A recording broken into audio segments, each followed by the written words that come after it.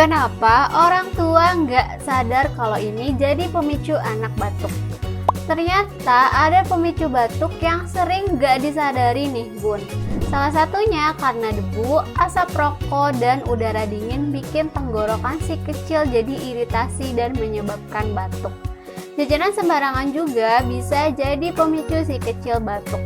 Makanya penting untuk jaga si kecil dari beberapa pemicu batuk ini.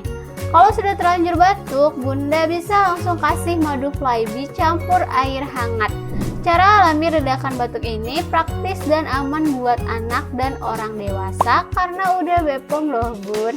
Bahan-bahan herbal dalam madu Flybi efektif melatih si tenggorokan dan meredakan gatal sekaligus batuknya. Gak perlu bingung pas si kecil batuk karena ada cara alami madu Flybi buat redainnya. Yuk pesan sekarang aja.